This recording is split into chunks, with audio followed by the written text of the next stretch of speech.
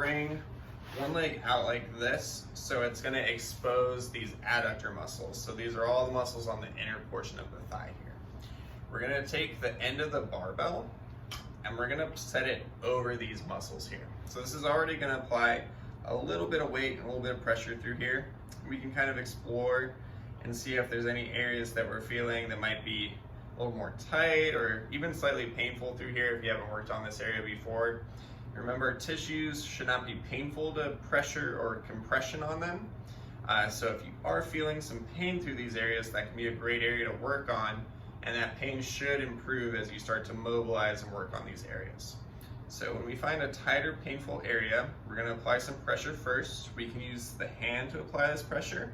So we can kind of roll this end of the barbell here up and down over these areas. If we feel like we need more pressure, we can also use this leg to compress down on the barbell and then roll back and forth through here to add some pressure. We can perform a flossing motion back and forth here with the leg to work out any more kind of tighter restricted areas on this muscle.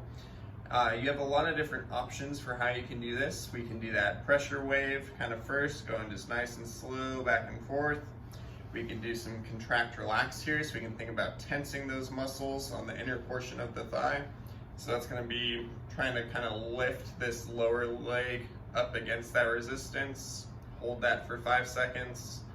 Relax, let the bar sink a little bit deeper into these tissues.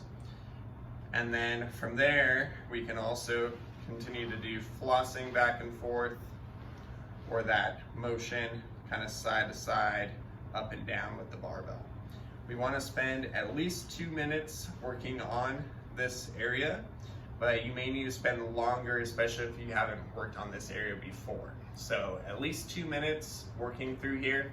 If you find more tight spots as you work up and down, continue to work on those.